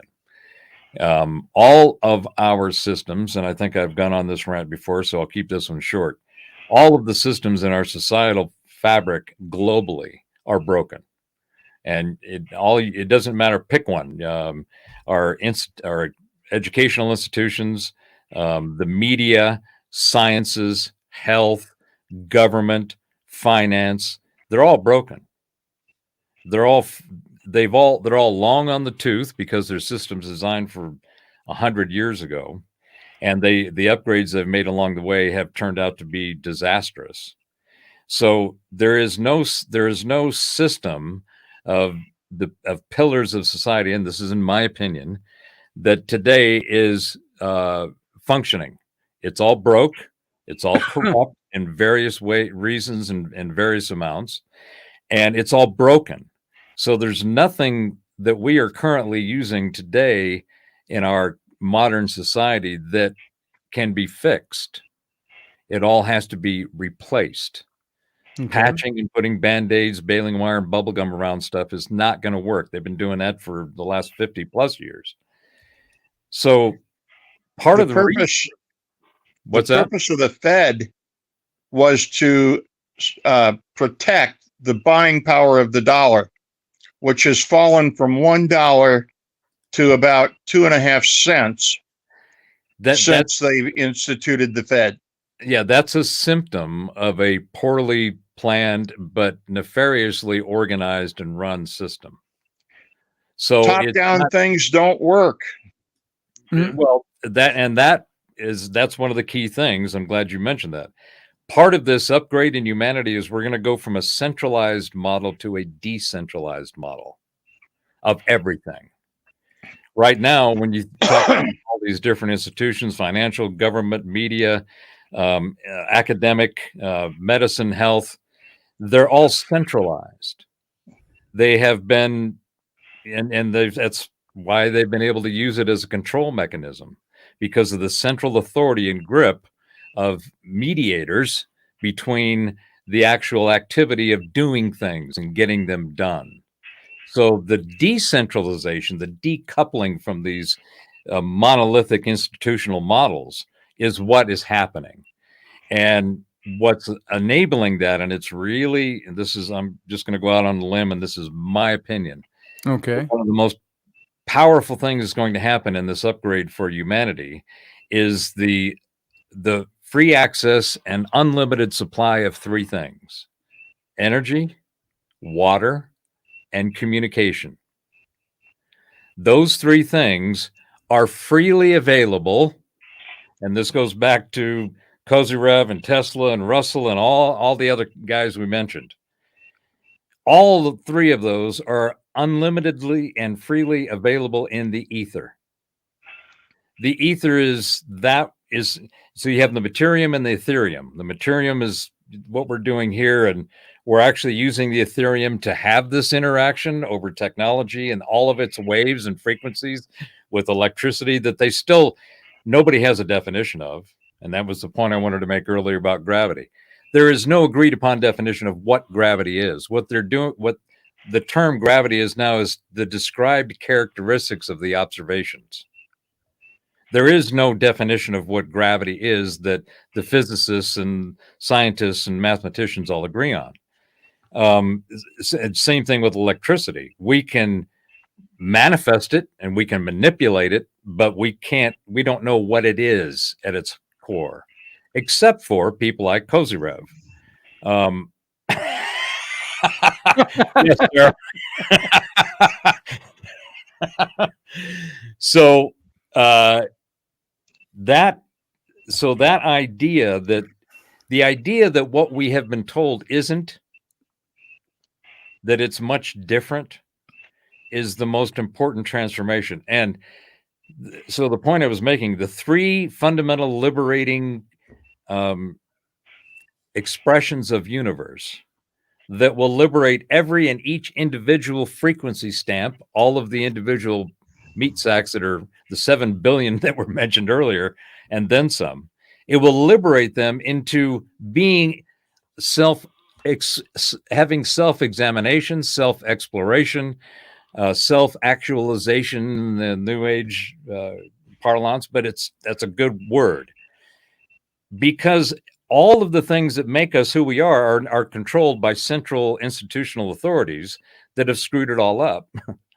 So we have broken systems everywhere. So all these systems are going to change. The energy, water, and communication out of the air, out of the ether, out of what we breathe in the space around us is unlimited, and it's free. And it's been known about for depending on the writings, but at least in our modern history, Tesla was all over it. John Keeley was all over it. Walter Russell was all over it. Royal Rife was all over it. These guys, they figured it out. But because, the famous quip by J.P. Morgan about Wardenclyffe, when Tesla was firing up the first radio transmissions, but what he was really doing was sending free energy. Yes. Right. And it's Can't sell stock and free. Well, it's reported that Morgan's reply was, you can't how do I put a meter on that? Right. Yeah. And if that quote is true, and as smart as Morgan was, I would think that he would have realized that you don't have to put a meter on the energy. You build the stuff that uses it, and you would have owned everything. So there's up for debate. But my point is, the technologies right now, you can take a bucket, and you can do little pinholes all over it, and you can set it outside and turn it upside down and there's some math to it, but that will collect water all day long, whether it's raining or not. It's the geometry of the way that the frequencies exist and how you enable them that has been the big secret that everybody has, or not everybody, but those that have been holding on to this stuff have kept from us. Well, all that shit's coming out now. And it's going to change physical body against experiencing all these frequencies. Well, the body Sarah's is question. frequency. Sarah, everything is, we are frequencies. So we have two different frequency sets, in my opinion. We have the original consciousness frequency set that is the spirit, the soul that cannot be destroyed. It just continually exists because once it manifests, it is now a part of the continuum of space, time, and frequencies, vibration, and energy. I think I've seen both the movies. Which ones? Modern Problems and Lucy. Oh, Lucy is great. The one with Scarlett Lucy. Johansson? Haven't Yeah. seen that one. Oh, yeah, highly recommended. That goes, it's a really interesting exploration of what I was talking earlier about the botanical chemicals interacting with our meat suits and the mind, the brain. And that's the other thing. The brain is not our consciousness. It is an organ just like our heart is. And it's a transceiver with the conscious energy that we experience. So, Sarah, to your point, in my opinion, we have a frequency set that's our original set, and then we have the frequency set that set works with. We have that expression, and that original consciousness frequency stamp manifests our physical body, as well as there's other environmental aspects of the impact of the reality and on that physical body. But nonetheless, at the base, at the core, we have a frequency set that's consciousness that habits a frequency set that's our body. That's my view of it. Okay. Well, guess what? We're kind of out of time for tonight. And we're just getting rolling. Wait a minute. Hold on a second. You took 40 minutes of the captain's cabin, and I get 10. He always gets 20 to 30 minutes. Who do I call? And every time you try to sign off, I throw out something and it starts all over you again. Don't like it here, you can complain. You can complain, So, who was the science fiction author who invented the Waldo, the idea. remote arms? They also ripped Tesla off for pulling energy out of the cosmos to run the electric vehicles in that same story. Mm-hmm. I mean, there's a number of people that have tapped into that, the names I mentioned and others, but it's been around.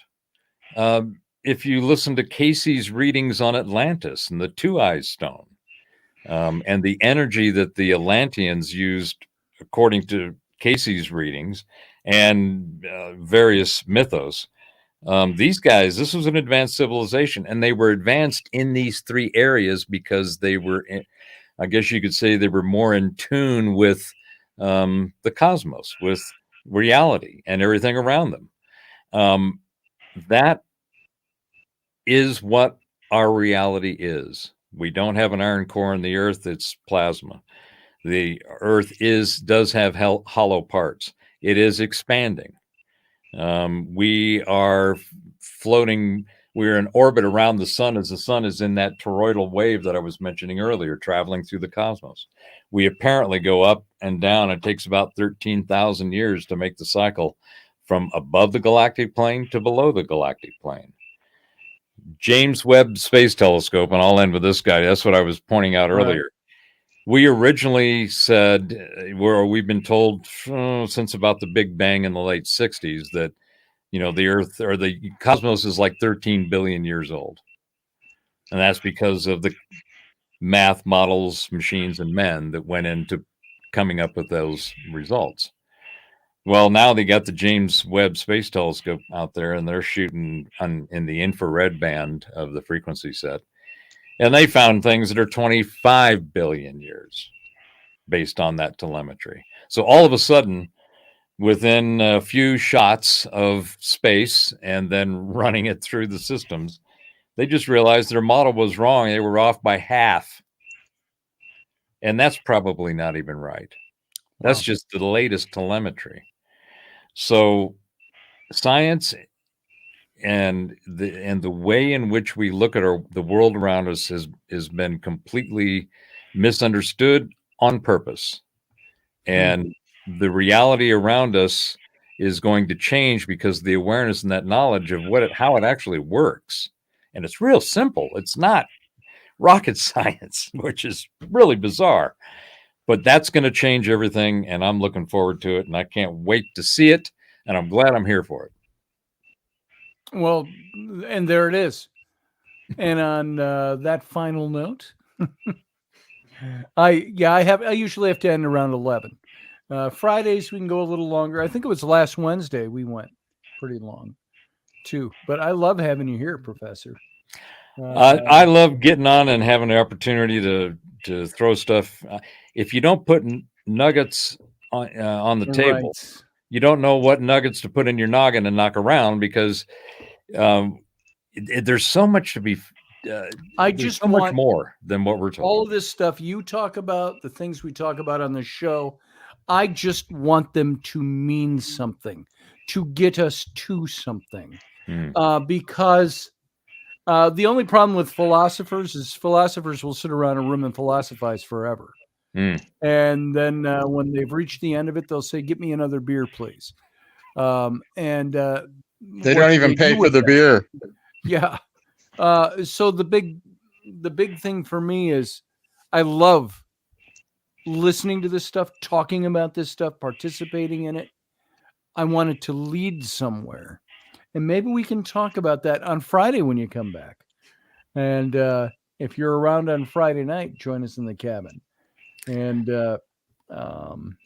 which would be, you're still just an hour behind. It's 10:15 p.m. there. I think so, yeah. Yeah, you're an hour behind. You're Mountain Time. 10:15, yeah. So just plan on 9 o'clock your time to be in the captain's cabin. 8 o'clock if you want to listen to the show before it. And we'll go from there. And you should have been here the night that Scotty got up and left, and we were all still here chatting while. Oh yeah, I think that was last Friday. I was there, wasn't I? Was that last Friday? That was longer ago than that.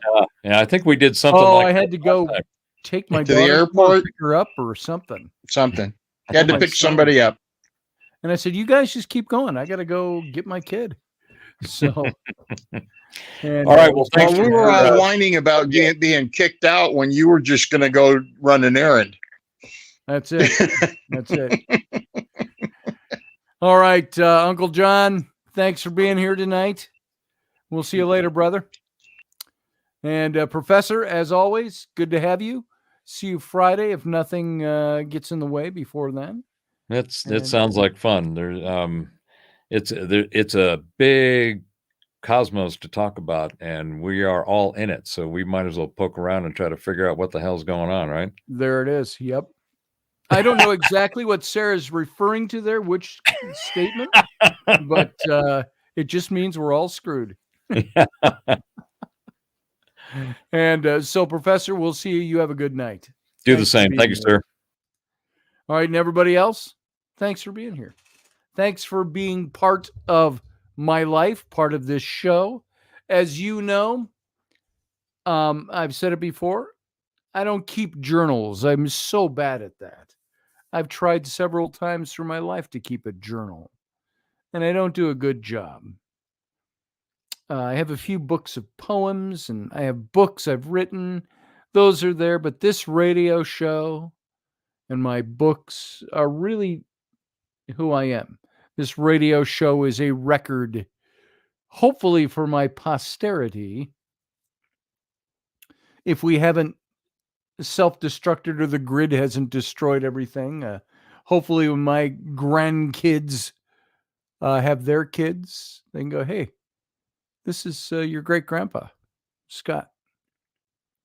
And that all of these shows stand to show the things I believed in, the things I liked, the things that angered me, the things that were fun, the things that were, as I've always said about everything I do, as long as it's fun to do it, I'll do it. And when it stops being fun, I'll be done with it.